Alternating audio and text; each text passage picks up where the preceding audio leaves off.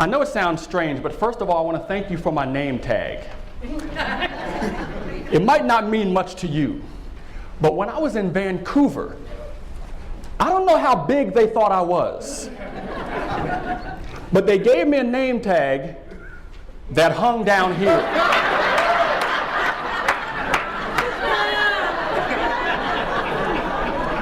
Now, I don't care how confident of an individual you thought you were. You're going to be somewhat self-conscious if all weekend long people come up to you and say, "Hey, Craig, how you doing?"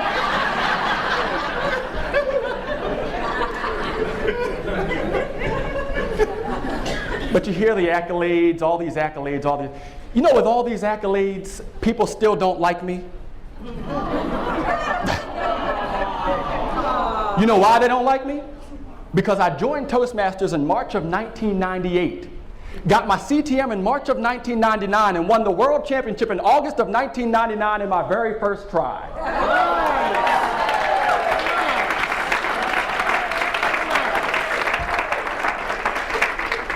Now you clap, but can you feel the haters in the room? No, because people come up to me all the time, "Craig, you don't even know what it feels like to lose a contest." Oh, yes, I do. See, I lost the humorous speech contest at the club level. Thank you, Edie, for laughing at my misery. And I'll never forget a seasoned Toastmaster named Alan Mish came up to me afterwards. He said, "Craig, you can win the World Championship of Public Speaking." I said, "What are you talking about? I just lost the humorous speech contest at the club level." He said, "That's okay. The only thing wrong with your humorous speech was that it wasn't funny."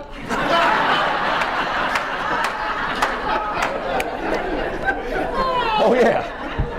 Hey, have you ever given a speech you wish you could take back? That will happen much less often after the end of this program today. But who even wants to be the world champion anyway? I saw the, you do? Well, a lot of hands went up. I saw a lot of people up here, a lot of contestants. Let me just warn you, being the world champion is a blessing and a curse. Imagine this, I'm in the Chicago airport 2 days after I won the world championship. If you had been walking towards me, you would have seen my wife on one side and me holding this big, gigantic crystal trophy, just walking through the Chicago airport. And all eyes were on me. People are looking at me like, "Who is that?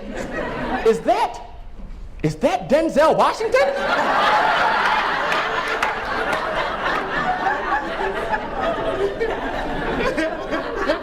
Blair Underwood?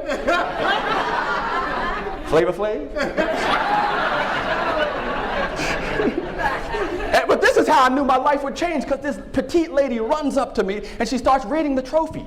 1999 World Champion of Public Speaking. Say some things.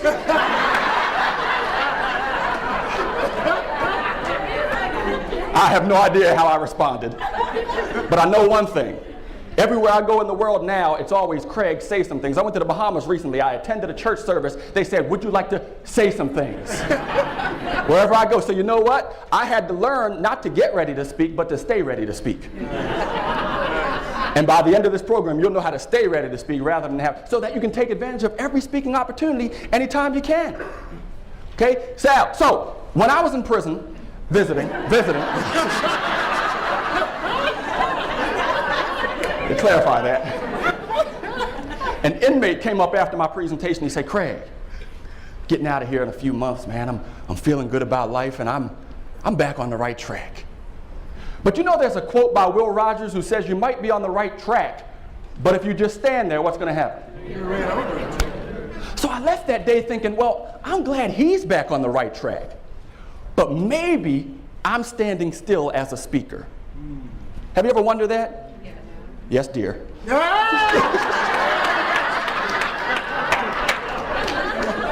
I'm learning too, bro.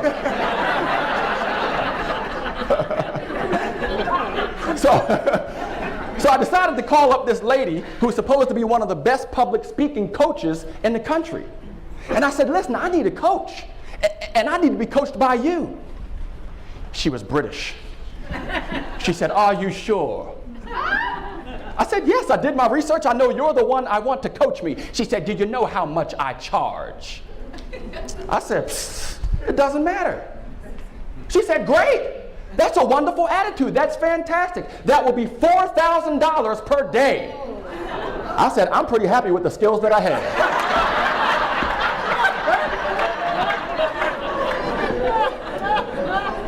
But you know, so often in life we look at the price of doing something and we don't look at the cost of not.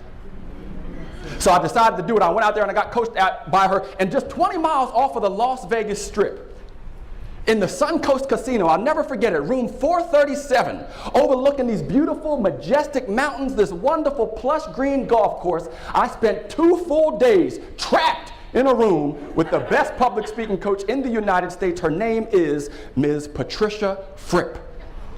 FRIPP.com. Go there, get something, tell her I sent you. She is the absolute best. But here's what I came to realize.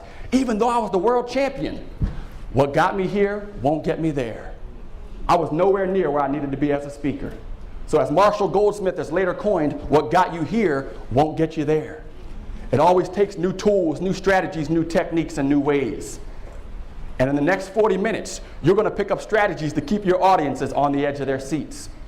If you look at your handout, you'll see you'll first pick up strategies on how you can breathe life into a speech and make your audience come alive.